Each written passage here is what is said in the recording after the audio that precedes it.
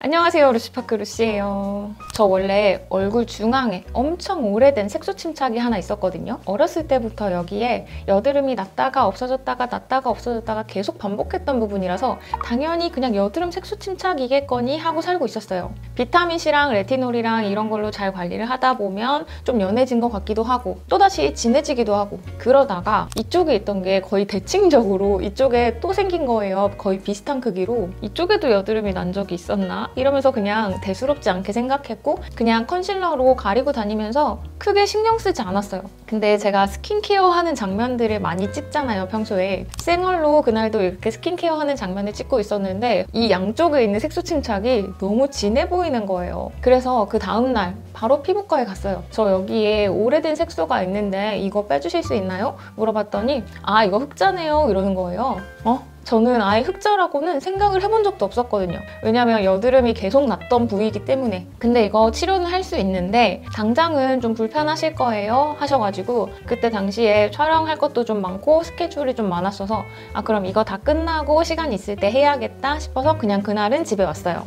그리고 나서 집에 와서 이제 찾아보기 시작했죠. 아, 이게 흑자였구나. 흑자는 검버섯이다? 이렇게 생각해서 나 이제 나이 들어서 이제 검버섯까지 생기는구나 생각을 했었는데, 알고 보니까 흑자를 검버섯 종류의 하나로 보는 시선도 있지만 흑자와 검버섯은 대부분 구분을 짓더라고요. 흑자는 일단 만져봤을 때 피부가 평평해야 돼요. 그리고 검버섯은 약간 튀어나와 있죠. 그리고 검버섯은 조금 더 검은색을 띠는 반면에 흑자는 갈색깔을 띠고 있습니다. 이런 색소 질환에 대해서 이해를 하시려면 일단 피부 구조에 대해 아시는 게 좋아요. 피부는 크게 세 가지 층으로 구분할 수 있습니다.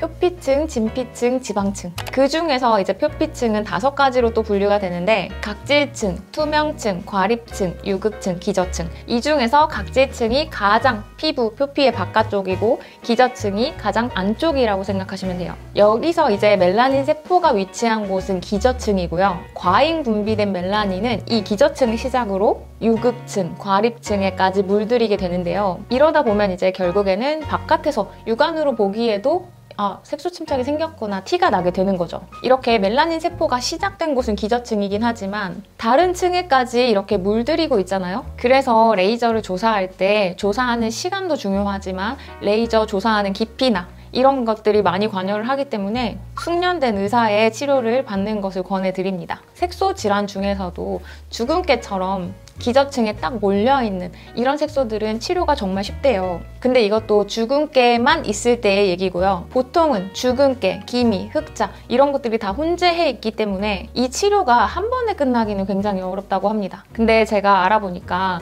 요즘 흑자 치료 중에 가장 핫한 거는 리팟 레이저라는 게 있어요. 최근에 나온 시술인데 여러 번 치료를 할 필요 없이 단 한 번의 치료로도 흑자를 뿌리 뽑을 수 있다, 이렇게 얘기를 하고 있고요. 리팟 레이저를 한 사람들의 그 영상 클립 같은 거를 보면 대부분이 시술 후에 테이프를 붙이고 있다가 이거를 딱 떼어내면서 흑자가 다 뿌리 뽑힌 것처럼 그런 영상들이 많이 보여요. 그래서 처음에 저도 리팟 레이저를 당연히 생각을 했어요. 근데 또 알아보니까 리팟 레이저는 굉장히 비싸요. 그리고 흑자가 있는 개수나 크기별로 그 가격이 다르더라고요. 그래서 안 그래도 비싼데 조금 더 비싸질 수도 있는 거죠.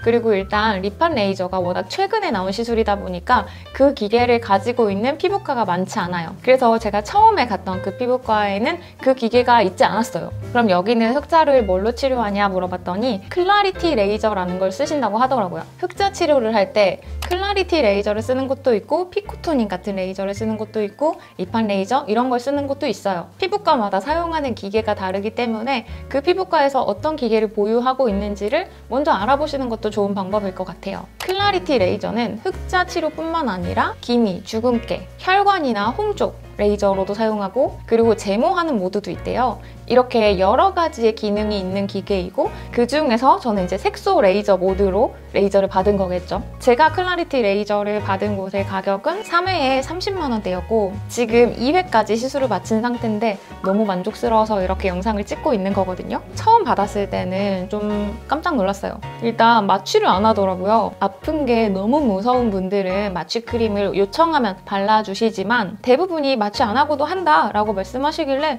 저는 아픈 거 좀 잘 참는 편이라서 마취 안 하겠다 해서 저는 마취를 하지 않았고, 바로 그래서 시술이 진행되잖아요. 그냥 피부가 타는 느낌 정도만 좀 있고 시술 시간은 굉장히 짧았어요. 한 2-3분 정도 됐으려나? 5분 안쪽이었던 것 같아요. 그리고 저는 이 양쪽에 있던 흑자 치료만 하러 갔는데 보시더니 저 주근깨도 많다고 주근깨도 빼면 안 되냐고 하시는 거예요. 저는 좀 자연스러운 게 좋다고 생각해서 주근깨는 그냥 놔둬주세요 했는데 시술할 때 한 번 더 말씀하시는 거예요. 이것도 같이 빼면 안 되겠냐고, 너무 빼고 싶다고. 그래서 그때 그냥 오케이 했어요. 되게 간단하게 시술은 끝나버렸고 그냥 뭐 테이프 같은 처치도 없었어요. 그리고 일단 색소를 건드렸기 때문에 색소는 당분간은 훨씬 진해질 거다라고 말씀하셨는데 저는 그렇게까지 진해질지 몰랐어요. 일부러 그 개그맨 분들이 코미디 프로에서 못생긴 분장할 때 막 찍는 그 주근깨 있죠? 점점 진해졌던 것 같아요. 그래서 컨실러로 하나하나 잘 가리고 다니긴 해서 평소에 다른 사람들이 알아본다거나 이 정도는 아니었지만 그래도 저만 아는 불편함? 완전 딱딱한 딱지가 아니라 그게 살짝 각질처럼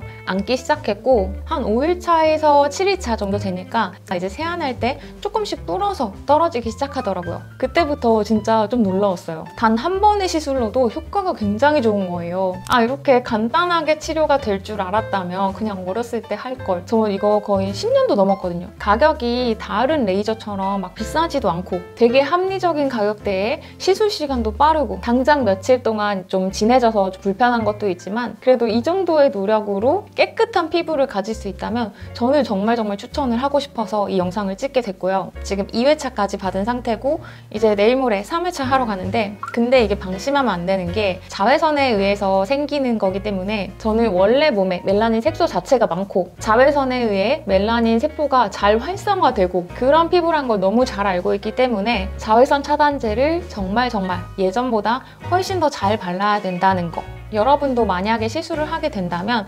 이거는 꼭 지켜주셔야 될 것 같아요. 전 원래 컨실러를 필수로 사용을 했었거든요. 근데 이렇게 흑자 치료를 한 후로는 컨실러 사용하지 않아요. 근데 이게 워낙 강한 출력의 레이저이기 때문에 개개인의 피부 특성 그리고 각자마다 가지고 있는 색소의 특징 이런 걸 고려해서 잘 시술해 줄 수 있는 곳을 찾아갔으면 좋겠고요. 이게 시술이 잘못됐거나 아니면 그 후에 관리에 소홀했다거나 이랬을 경우 오히려 전보다 색소가 더 진해지는 상황이 생길 수도 있거든요. 그래서 이런 부작용을 겪지 않으려면 신중하게 시술하시는 게 좋을 것 같습니다. 그럼 오늘 영상은 여기서 마치도록 하고 우린 루시파크에서 다음 영상으로 또 만날게요. 안녕!